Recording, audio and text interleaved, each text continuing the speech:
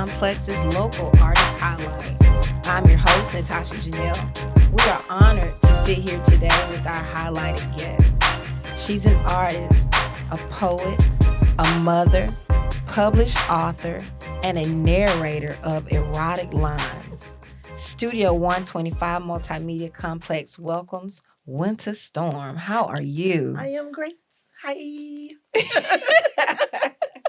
Greetings, and welcome. Thank you. I love the way you said that.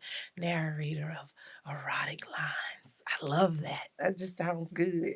Because those erotic lines be good, honey. Let me tell you. Thank you. My question I really wanted to ask was, you be doing that stuff for real? But before we get in there, let everybody let's crawl All right. before we walk. No problem. All right. So where are you from, Miss Wintah Storm? I am originally from Allendale, South Carolina. Really small town in the middle of nowhere. Okay. One of those places where everybody knows everybody. Okay. Okay. And what's your mind was given to your given name? What's your given? My given name is Karen. Karen. Yeah. Okay. Awesome. The good Karen. The good Karen. And then she turns to Wintah Storm. And goodness gracious. Yes, ma'am.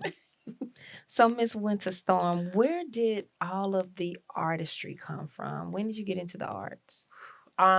Truly started in church. I cannot lie.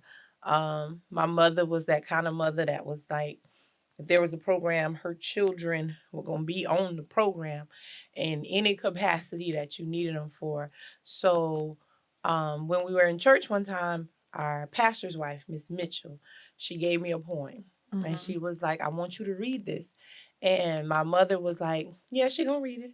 And she was like, no, you're not just going to read it. You're going to memorize it. You're going to perform it.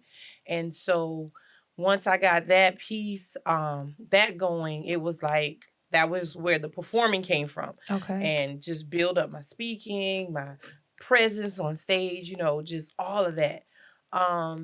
But starting poetry itself, it kind of came from watching a friend in high school being abused. And because she was getting abused, I was like, I wrote a piece. I remember it was called This Thing Called Love, because I looked it back up. And just writing what I thought she was going through. Right. Not that I knew personally what it was like, but watching that, and it was a lot. It was a lot. It was powerful. And I wrote it, and then one of my friends gave it to her, where our mutual friends gave it to her to read. And then from there, it just, everything took off. Everything took off. So you said that you wrote what you thought she was feeling.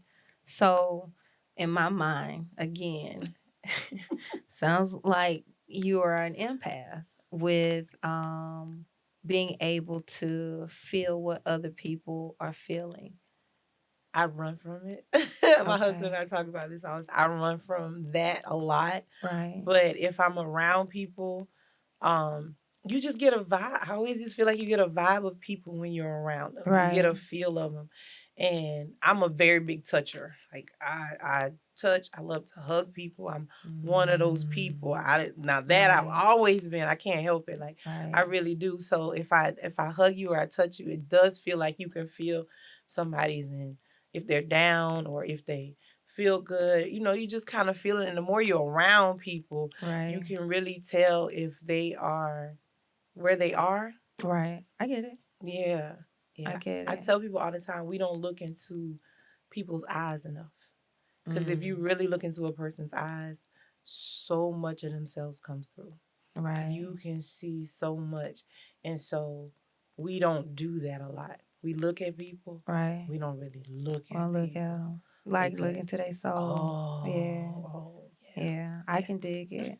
Well, it sounds like you found a healthy way to distribute those emotions outward, because a lot of empaths, they don't even realize they're empaths, like myself. Right. I never realized that I was an empath. So when I was taking on other people's energies, or other people's energies was passed to me, I never realized that it wasn't really me. It just never felt right. Mm-hmm. And I love the way that you found a healthy way. Yes. And even identifying that you do a lot of touching, you're a toucher, and knowing that these energies are past, definitely got to get you some boundaries there. Because the touch of someone is is serious when it comes to being an empath. It really is. So now talking about putting these things healthy inside of your work and inside of your art, the way you're expressing it, you sound like a storyteller. My father, believe it or not, was really, he's a storyteller now. Like he is one of those people that remembers everything that happened in his past. So he's always been a storyteller. And I guess, honestly, I think I kind of picked up on it, and it's like it draws you in to start a story from the beginning and to greet, hello, how are you? I looked at you the other day and I saw the greatness in you. And then to go somewhere else, we walked away and then come back and still say goodbye. But when you leave me, remember the greatness in you. So it's just that vibe of storytelling that just gets you in, and it tells you everything and pulls you. It's just a beautiful art form. And to put it in poetry, it's like they were made to be together. Right. Yeah, I love it. I love it. I love it too. Absolutely love it. So you talked about, your first real start out there with a poem was in the church. It was. So I met you, and then the first poem you jumped off with was an erotic poem, and it comes to find out that that's a lot of what your notoriety is for, your erotic poetry. So what was that transition like from the church life to the eroticism? I know people think it's hard, but it really was easy. Like it was so easy to go from church to erotic poetry because you're bringing in the same emotions. You want people to feel it. You want them to believe it. You want them to go home and maybe try a couple of things that you say. So it was really an easy transition for me to go from that style to the erotic style. So is it safe to go home and try this stuff you talking about? I think so. You be doing this stuff. I just need to know. Some of that, yeah, we try to be out here capping. You ain't actually doing this stuff. Well, prior, in my 20s, it was a whole different me. So some of it was memories, and then some of it. I can dig it. Yeah, I can dig it. I can dig it. Okay. So how do you find that work-life balance? Being an artist, your spouse is an artist, you have a family. Yes. It is scheduling. Okay. Scheduling matters. For us, I keep if my husband says, "Hun, what we doing on the 10th?" I go straight to the calendar. Right. Because we need to make sure the 10th is clear. What do we got going on? If we're free, that's good. For us now, because we sat down and had a conversation, babe, we're doing too much. And we're not doing enough of us. We're doing so much Wintah and Bugsy. We're not doing Karen and Jamal. Right. So we had to sit down and actually schedule a date night. We actually have one coming up next weekend. Okay. We had to because we were not getting enough of our time. So we did find we were losing that balance there. With the kids, it's a little bit easier because the kids are older. Right. So for them, as long as we're around, they're usually happy. Right. Every now and again, we do go out and we do. We'll go to Dave and Buster's or Frankie's or just to the State House or just to the park. We just go do little small things together, and they're happy about that. But it's definitely scheduling, definitely making sure everybody and everything is done. Calendar is up to date. I can dig it. So does Bugsy and Wintah, do they have any type of dating? So I know that you say you have the Karen and Jamal that needs to get with each other. So Bugsy and Wintah are out here all the time for the most part, grinding and working. Yes. So is there any time to incorporate with the work at all?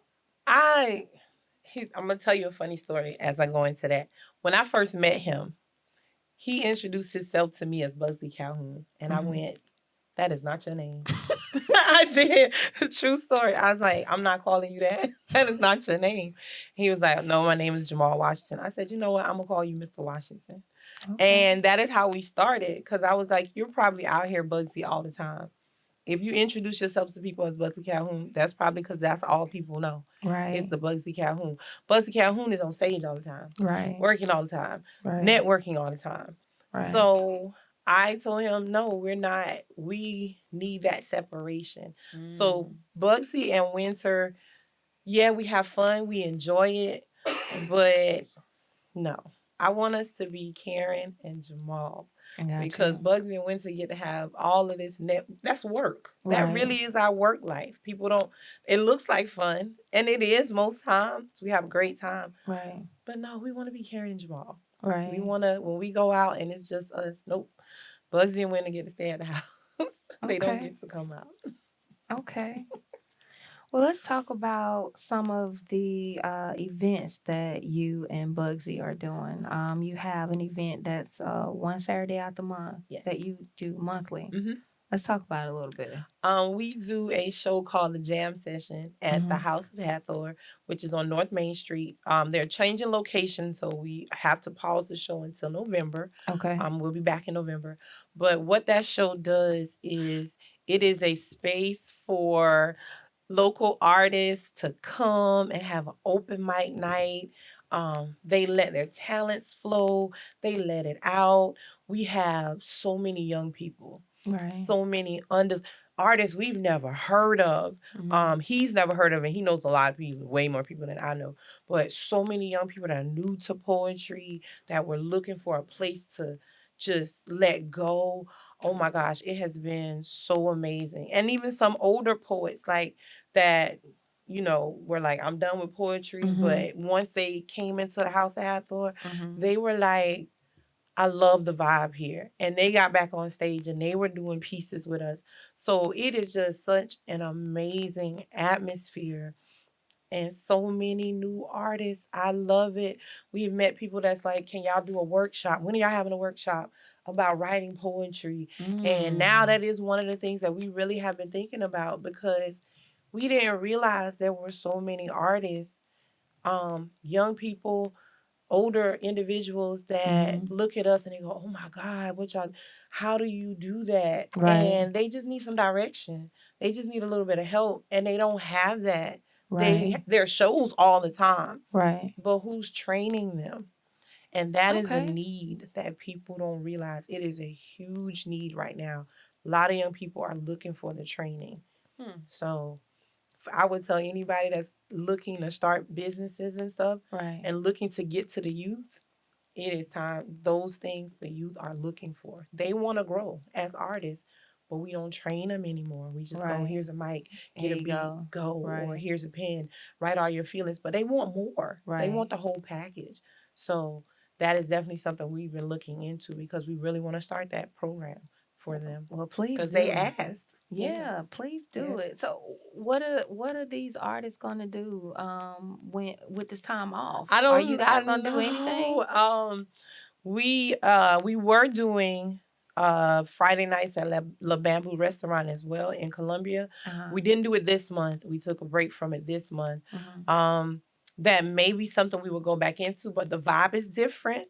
Because it's a restaurant. Gotcha. House of Hathor is a whole nother vibe. It's a store, that you can go in and buy things, but we are coming just for the vibe. And then people tend to buy sometimes. Right. So the vibe is so different. It is a little bit harder when you are running it from a restaurant perspective versus just having a venue space for people to just do what they came to do. Right. So it's going to be a hard 2 months. People are looking at us like, what you mean? You're not going to be back until November. What am I going to do? Where do I go? So my husband, being him, he is looking into other places that we can go and possibly still have a show. So people will have a place to let their artistry out. So that's awesome. Yeah. Okay.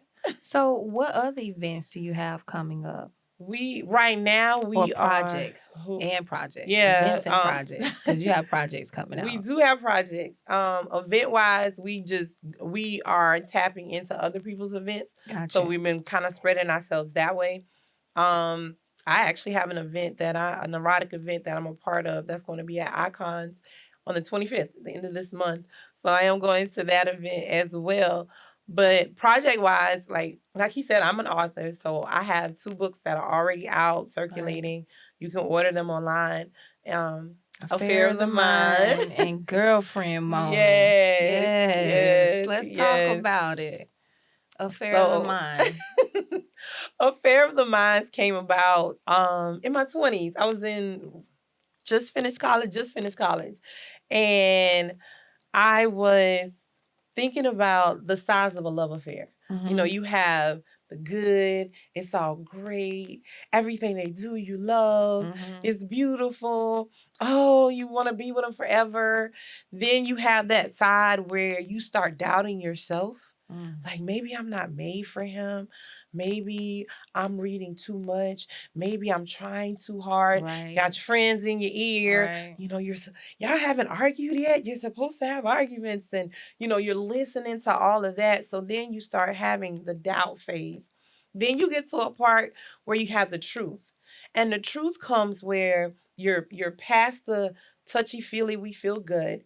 You're past the doubt, but that doubt that you put into your relationship has caused things to happen. Right. Because sometimes we feed so much doubt into our relationships, we cause the other person, and we're not, yes, we are adults, we make our own decisions. That's right. But I've never seen a person that wants to stay in misery. That's right. If I'm going to have you constantly tell me I'm doing something, right, eventually, guess what? I'm going to do it. So now, right, yeah, I'm doing it. You don't have to doubt it anymore. It's happening. Right. So then we get to that part, which is the truth. And the truth is the good, the bad, the ugly, all laid out. When it was perfect, you should have stayed imperfect. Now you've listened to everything, and now I become that dude or that woman that your friends been telling you I wasn't. Right. So it gets to that part. And again, it was from a young perspective. So I was young when I wrote it, right, you know, coming off of the things that I've been through, some of the doubts that I held on to going through the relationship. And I can be honest, I was in a great relationship in my 20s. Really great relationship. Great guy. All of that stuff. And I was so insecure. It was me. I can honestly tell you it was me. I just felt like I was not good enough for him. I felt we didn't argue. We didn't yell. We didn't have those things. And I was like, people were literally telling me, right, what you mean y'all don't argue? I was like, we don't argue. And so they was like, well, something's wrong. This not how a relationship. And I was so naive because I was young. Right. So I thought, well, okay, well, maybe something is wrong. So I would pick arguments because I thought that's what I was supposed to do because everybody was telling me. That you're supposed to argue. You're supposed to argue. Those unhealthy. Oh, my God. Goodness. And I fell into all the unhealthy. And I was a mother. He didn't have any kids. I was a mother. And my son wasn't living with us at the time because I was finishing college. So when I finished college, my son came to live with us. And so we had to restructure our lives. Right. And I was very, again, naive. Instead of us trying to grow in that, I got scared. And I was like, I don't know what I'm supposed to do, but I'm not supposed to do this. And he was there, supportive. Everything you would have looked for a guy, that's what he was. Okay. But I was so naive. So this book really helped me just deal with all of those emotions, right, during that phase, what I put him through, what the relationship was like, everything. And now as a person, it helped me grow and to be able to be in a relationship with my husband and be a better person. Because now I can say, no, that's really not a healthy relationship to sit and argue all the time. Right. Yes, you look at a person for what they're bringing to the table, and no, you don't just pick unnecessary problems and make up stuff that's not there. Right. Just because somebody's telling you that. You take what they say and you're like, oh, thank you. But then you don't apply it to your relationship. That's right. This is your relationship. That's right. So discernment. Yes. Discernment. Oh, man. Yeah. So eye-opening. Even discernment from your own thoughts. That part. That exactly. Part. Because somebody's mind can play so many tricks, yes, on them. Yes. It is ridiculous. And some people will live there. Oh. Some people live there. I've lived there before. I've lived in my mind before, and I've allowed it to come out and be a part of reality that didn't even exist. Oh my gosh. You know, and had a hand in creating. I'm out here shaping and molding. Yep, that's it right there. Reality. You know what I'm saying? Reality. Yes. Don't even exist. Oh, and my mother on my parents' side, because my parents have been married forever. They're getting ready to be 50 years in February. And they were like, you shouldn't be shacking. You're supposed to be married. So I was bringing even that into my relationship. And we were nowhere near ready for marriage. But because they were telling me that, now I'm picking fights with you to get married. And I wasn't even ready to get married. So it was, a big learning curve. So what about girlfriend moments? Girlfriend moments for me was so much fun. It was a trip down memory lane for all the conversations I'd had with my girlfriends. Various things that we talked about, relationship advice, sex, outside influences, all of those things, you know. And writing it from the perspective of 4 different girlfriends, literally sitting down and having a conversation and what would each one of them say. Wow. So that book was so much fun, and I really enjoyed writing it because, again, it allowed me to just, you know what? This is what my girlfriend would have said. This is what the other one would have said. Yeah, this is what we would have talked about. This is how we would have dealt with it. And, you know, you have different girlfriends for different things. Like, there are some of my girlfriends, I would not put them around the other one. Yeah, that wouldn't mix well. But we mix well. We're fine. But I realized, no. Right. Certain ones you don't take around the other one. And that's okay. It is. That is quite all right, because you don't need to mix everything. You don't need to mix everybody. Right. And it's okay to have your own thing. Thank you. And that's something we have to learn. That's right. Do you know we don't teach our young girls that? We don't teach our young men that anymore. And y'all, it's okay to have a bunch of friends, but all of them don't have to be in the same space together all the time. And it's okay to have a small circle, too. It's great to have a small circle. It's okay. Yes. It is okay.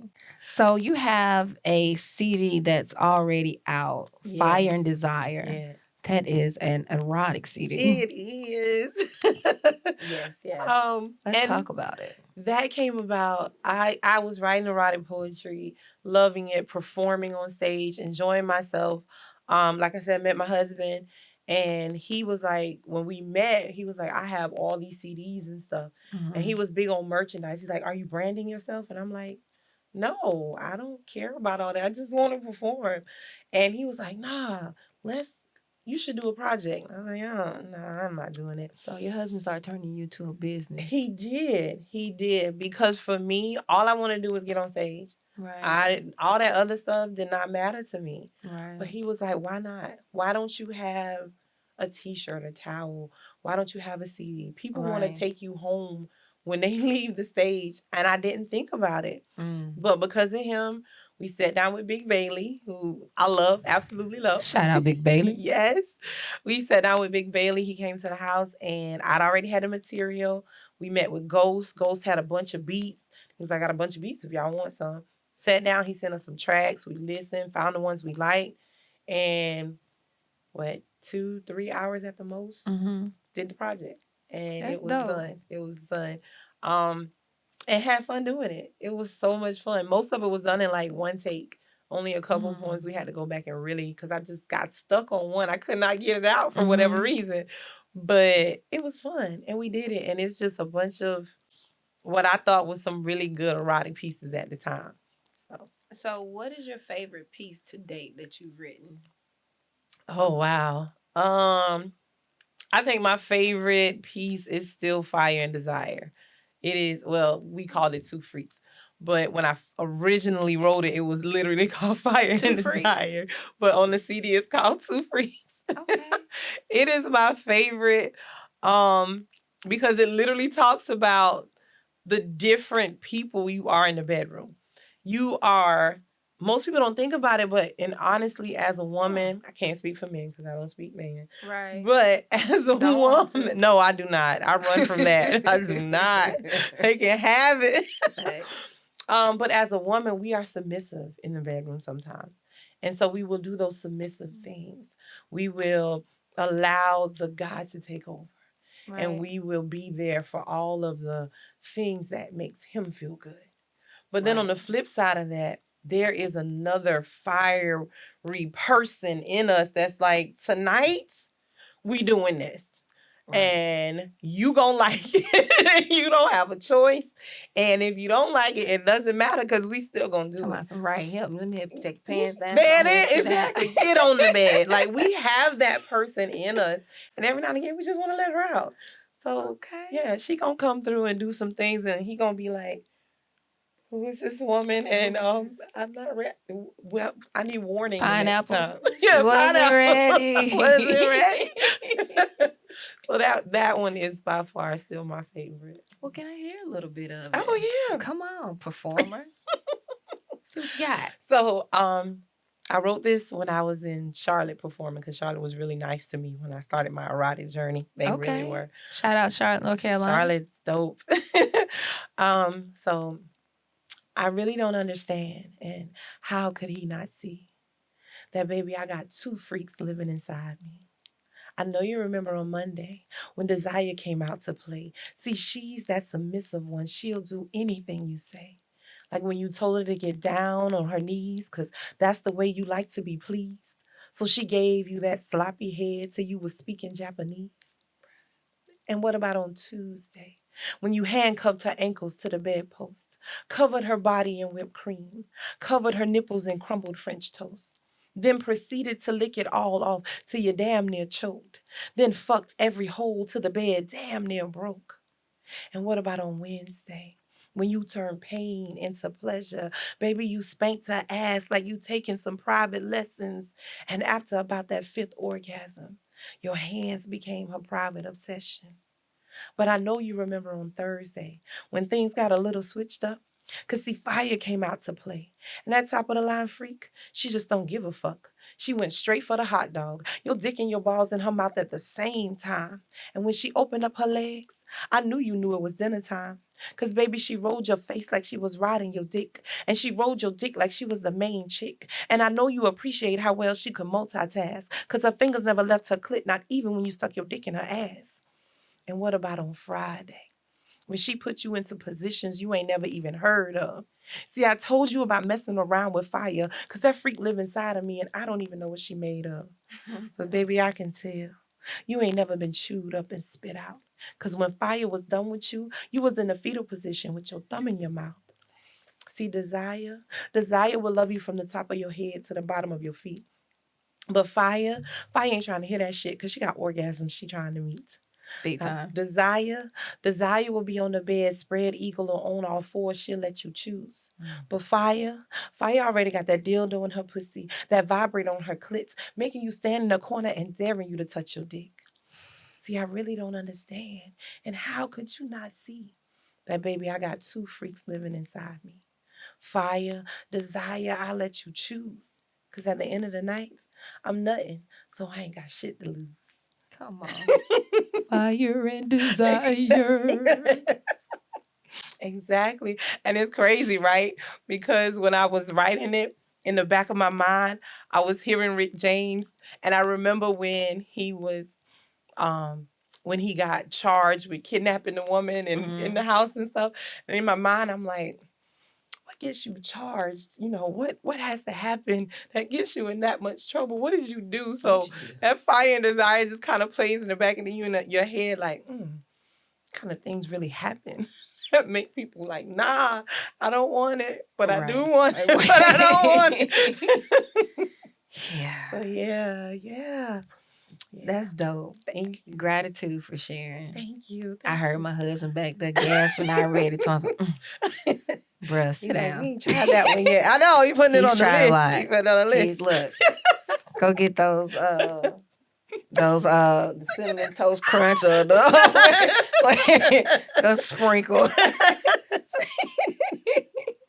I love it. I love it. Absolutely love it. So right now you're currently working, is it right on an audiobook? I am. So myself and a friend, we would have inspirational moments and we would text each other the erotic poems that would come into our head. So what we would do is he would write me a line, a poem or a piece. It wouldn't be complete, or it would, and then I would respond right to it. So it wasn't take a break. It wasn't any. It was just exactly what you was feeling in that moment when you read it. And we was just doing it back and forth, back and forth, back and forth. And so I was like, you know what? I want to see what this looks like on paper. So I took all of it and I typed it up and I sent it to him. I said, look what we did. Like, this is so dope. And at the time, I was like, I don't want to do another book because I've done that. And most people don't read like that anymore. They like audiobooks. They like to just hear it, play it, keep it going. So I was like, you know what? We need to do this as an audiobook. We had a whole title. We call it Nightcap Conversations Between Lust and Love. And I'm like, let's do this. But he got busy. I got busy. Life got in the way, And so now I'm at a point where I'm like, it's going to happen. And I asked him, I said, well, can you do it? He's like, I don't even know. I really don't have a lot. I said, well, can I do it? Is it okay if I just did it? He's like, you got my permission. So having his permission to be able to put his words into this audiobook, I'm excited. Me too. So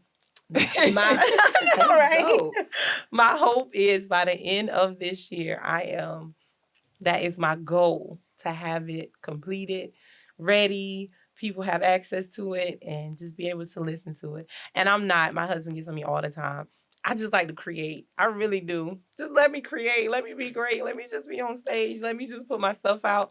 But I am awful at promoting my stuff. Like, I don't think about me. Like, I just want to do it. I know it sounds crazy. Like, if it wasn't for him, I probably wouldn't even charge people to do poetry. I'm so serious. Okay. I just want to do it. I just want to perform. And so, like, he does the business side now because he knows I'm not going to do it. So he takes care of the business side. I still get to perform. It's a win-win. It's a win-win. Yeah.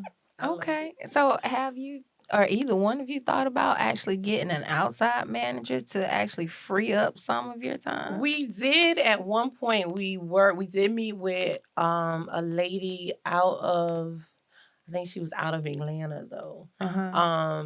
That was like, interested in going into that route for being a manager type person for us. But to say that my husband is very independent. Like, he's very hands-on. So anybody that comes in with that wanting to do that, they better be prepared for him to be very hands-on. He is going to be there. And helicopter parent. Yeah, he gonna be that helicopter. What you got? What you doing? Yeah, exactly. That is going to be him. Okay. Which is good, Shout out Bugsy Calhoun. Shout out to Bugsy, because Bugsy is going to come through. Okay. But for me, I always tell him, look, no business runs without a team. Right. And we don't have to be the everything. Right. We can just be this part and let somebody else have that part. Right. I'm all for a team. I think that's how everything is successful. They're called CEOs for a reason. Right. They don't have to run the whole company. Well, they run the whole company, but they have people that they got a president. They're not doing everything. Right. So that's my big thing for him. Like, let somebody else do it. We don't have to do it all. And so there is another album that is rolling out, or is it out yet? It's your family's album. Yes. Love is Faith, Love, and Soul. Yes. So during the pandemic, we had all these college kids in the house. Like, my nephew's college friends couldn't go back home because they didn't have great internet. We did. So this is before I married my husband. We had all of them in the house with us. This is when I was living with my sister and her husband. We all lived together for like ever. And we brought everybody there. It was a gang of people in the house at the time. But they were talented people because my nephew's in music.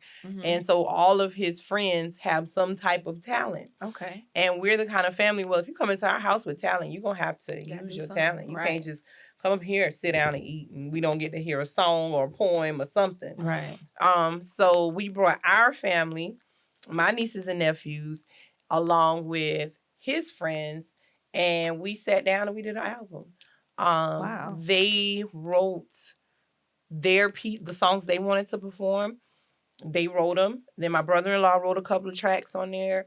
All of the poets that are on there wrote their own pieces. We got with this great guy named Al who brought in the musicians, and it was awesome. It was so good and it was so great. And we had a ball doing the project. And it's just, I promise you, if you listen to it, anybody that ever listens to Love Is by Faith, Love, and Soul, you are going to enjoy it. If you don't enjoy that project, you must be going through some really, I don't know what to tell you stuff. Because there is something on there that you are going to connect with. I got you. Yeah. That's dope. All right. So get out there, everybody go get Love Is, Faith, Love, and Soul. We have Affair of the Mind, Girlfriend Moments, Fire and Desire. Yes. And be looking out for this amazing audiobook that is coming out soon. And she promises it'll be out at least by December. Yes. So everybody, let's get these stocking stuffers going on so that we can get in support. And speaking of support, how do you feel about your community and when it comes into supporting you and even your husband? Look, I gotta be honest. My husband has been, he is a rock, and he has taught me a lot because I did not realize until I got with him how much poets run, how much stuff you get involved in, and how much you just do. Because I was just doing small things every now and again. Now we really do run a lot. We are everywhere. I always say that I get more love in Charlotte than I get in Columbia. And that's because part of it is probably because I live in Columbia. And sometimes when you live in a space, people know you, but they don't understand or appreciate as much what you do. Or sometimes it's just not their cup of tea for whatever reason. Or I somebody has beef with somebody else that I don't know anybody's beef. I'm really naive to that on purpose. That stops you from getting that support or being a part of stuff sometimes. But when you go out to other spaces, all they know is that art is part of you. That's and so they're there to appreciate your artistry, and what you got to bring to the table, and what you're doing, and what you're performing. So it has been great love in other spaces. Columbia is starting to do a little bit better. They did great for us when we did our erotic shows. We sold out all five shows that we had. It was a great turnout. People were very supportive for that. But it's a building process. It doesn't happen overnight. You really have to build your audience there, and it can be a little difficult, but we support so many people that those people that we support return the favor. So that's a good thing. But a lot of times in your hometown is not quite the love you've been looking for. So. Oh, trust me, we get it. Yeah. We get it. Yes. It just seems to be a thing. Yeah. Where you would think that you would get so much support from the people that you've been around. And it's always the strangers that just show so much love and support. So shout out to all the strangers who show the love and show the support and the respect of your craft. Yes. Because being a stranger, absolutely dope. Absolutely dope. And I'm pretty sure if I was from Columbia, I'd still be saying the same thing. Because you're just dope. And I love your work. And it's more than the erotic poetry. Just how you speak and you do that, your the way you tell the story and you bring the lines and you give them so much life and purpose. Thank you. It's absolutely dope. So is there anything on your journey that you can put out there for someone that is aspiring or currently like one of the young ones that are coming in for the open mic? Drop some gems out here for me. Okay, I would tell anybody that's coming into any form of artistry, just in life in general, be your authentic self. When I first started writing, I would write so that I don't offend anybody. Like, so I would stay in a certain lane. But was I being truthful? You have to be real. And does that mean everybody's going to like you in your realness? No. Right. But be able to be real. Be able to be diverse, because sometimes we only want to stay in one space and one surface, but it's so much that we can do and be a part of. Like, I can literally be in any arena when it comes to my artistry, and I'm good. I can be in church. I can be in a women's function, a male function, an erotic function, a slam poetry function. I can be anywhere, and my talent would shine through. That's something that you have to be as an artist. Also, I would tell them, don't get caught up in the beef and the tit for tat. Don't get caught up in that. Like, especially if you're new to it and you don't know why somebody doesn't like somebody else, don't jump on that bandwagon. Because it is just, to me, even in everything that I do, I find that to be one of the dumbest things ever. Why would I get mad at Jamal, at Bugsy, because you don't like him? I wasn't there. I don't know what happened. I'm not going to automatically hate somebody, not rock with somebody, not perform with somebody because you have a problem with them. I wasn't there. I'm not a part of it. They offered me a stage. I was happy to accept. I'm going to go and do what they asked me to do. We get caught up in silliness. And so we can't grow because we're stuck in silliness. And that, for a young person, for a new artist, don't do that to yourself. Be okay with the fact that you're going to mess up. Like, people find it really hard to believe that I got booed on stage before. And I have. So that's one of the reasons why I'm always humble when I go on stage. I stay prayed up when I go on stage, because I know what it's like to be out there just giving your all, and nobody's receiving it. They're not paying you any attention. Crickets. Or they like, get off the stage. I know what that feels like, and that's not a beautiful feeling. But that's not the end. That's right. You take that, you get better, you read, you understand how to read an audience. So you're like, oh, okay, not that poem here. Let me do this one. Now I get what I'm supposed to do. So now you're able to function and grow and do those things. But you got to keep, and stop thinking that you've reached the top because you're here. So much more growth that you have, so many more things that you can achieve. So what if Columbia knows me? New Orleans don't know me. So I still got New Orleans to conquer and get them to understand me. So that's what I would tell anybody. Make your connections. Don't be afraid of yourself. Don't be afraid of your power. Because so many people just don't understand how powerful they are. And it is okay to have merchandise. I didn't know how. It is okay to have a towel with your name on it and sell it to people. T-shirt it is and all towel. right. I have learned. Sell that stuff. What you got? Put your name on it. Put your name on it and just $5. Ain't it? That's what's up. I love it. Thank you. You said on the phone, you said, stay with your passion. Yes. And congratulations, and we appreciate you for staying with yours.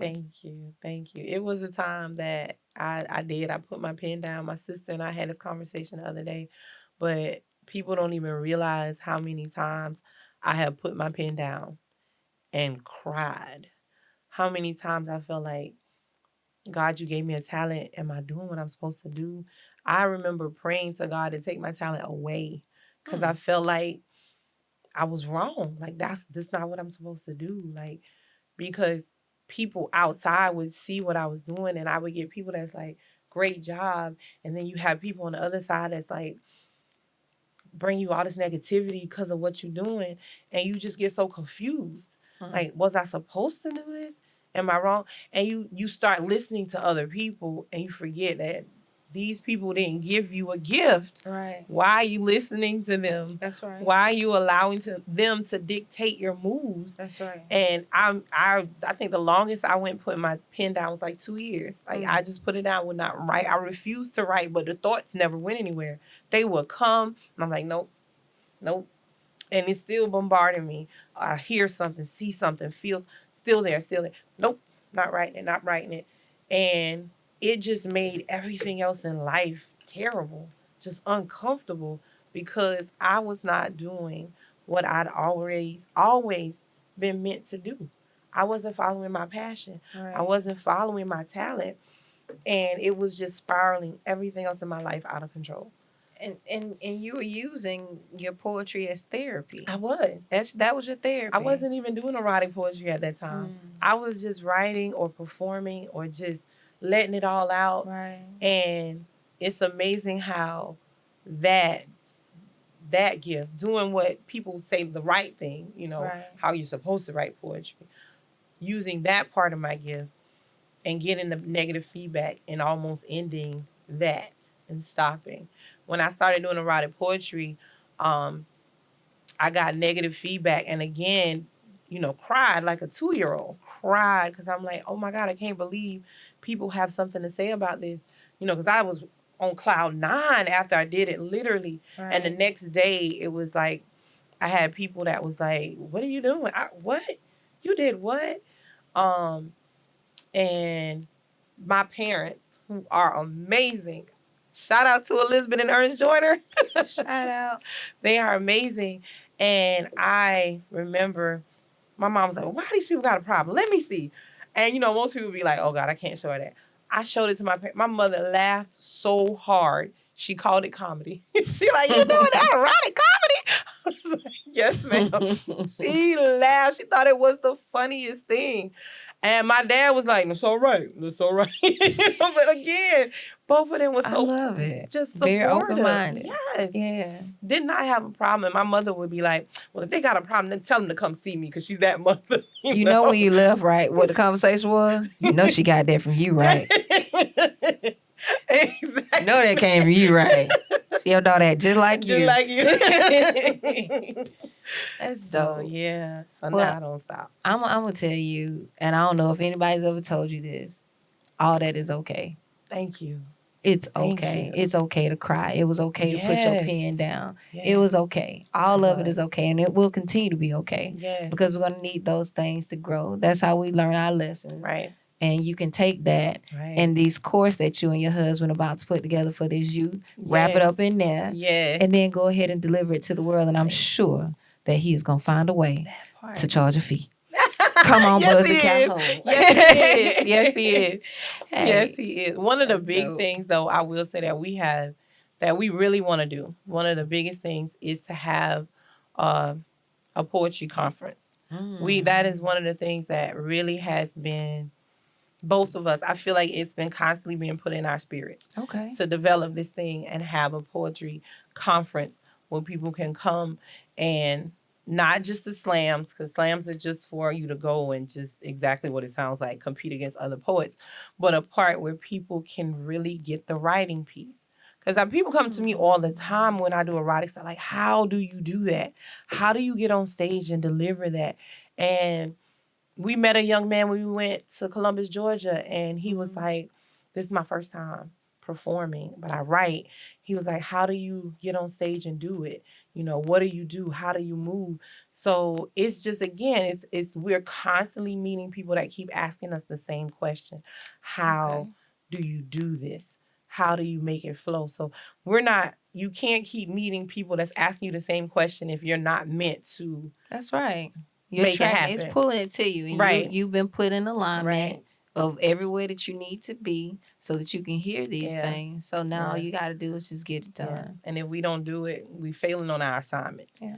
So The seed's been planted. it has. I love it. Definitely. So we'll sprinkle a little fertilizer on there after we get off the microphone. Got an idea. So Winter Storm, how can you be reached? Oh, okay. So you can reach me. You can reach me through Bugsy Calhoun. I just had to do it because it's probably easier. But I am everywhere on social media.